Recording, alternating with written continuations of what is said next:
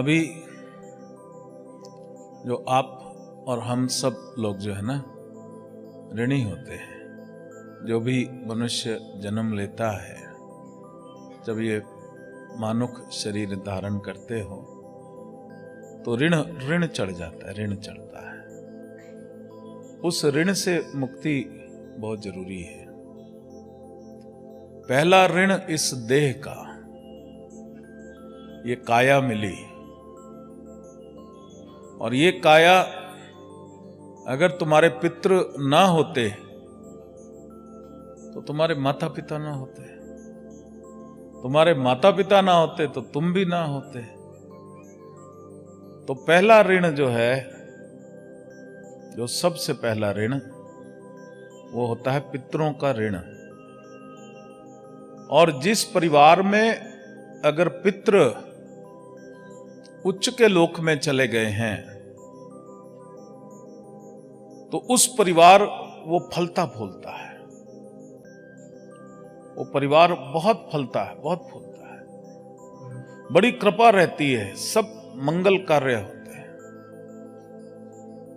खुशियां होती, कोई बीमारी नहीं होता, कोई झगड़े नहीं होते अगर वो पितृ उच्च के लोक में चले गए।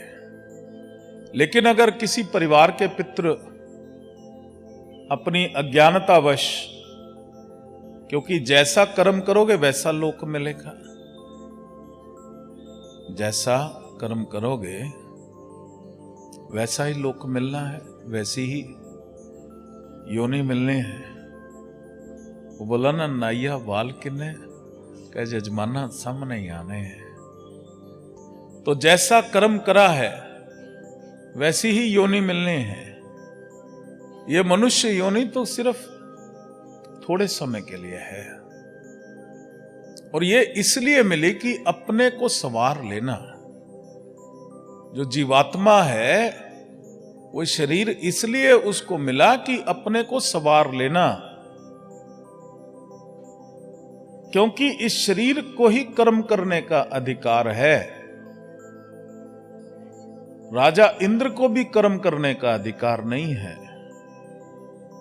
वो अगर इंद्र बना है तो इंद्र ही रहेगा। वो अगर चाहे कि शिव पद को प्राप्त हो जाए, शिवत्व को प्राप्त हो, वो नहीं हो सकता, सिर्फ मनुष्य हो सकता है। बड़े से बड़ा इंद्र क्यों ना हो, अपने पुण्यों के फलों को भोगता हुआ, जिस दिन उसके पुण्य खत्म हुए, जिस दिन बैंक बैलेंस खत्म हुआ, उसी दिन वो राजा इंद्र को धरती पर फेंक दिया जाता है। दोबारा जन्म, दोबारा मनुष्य योनि में जा, दोबारा कर्म कर। अगर उसको याद आ गई, यहां भाग्यशाली है, उसको कोई याद कराने वाला मिल गया, तो वो अपने को साध लेगा और उस पूर्ण ब्रह्म को प्राप्त हो जाएगा। तो तुम्हारा जो जन्म हुआ है, उस पूर्ण ब्रह्म को प्राप्त करना है। तुमने जीवन के भोग को भी भोगना है। शरीर लिया है तो जो तुम्हारे कर्तव्य है, शांतिपूर्वक उसका, प्रेम पूर्वक उसका पालन करना है। ये जो माया के पर्दे हैं ना, अहंकार का पर्दा, घृणा का पर्दा, जलन का पर्दा, लोभ का पर्दा, ये सब हटा देने हैं।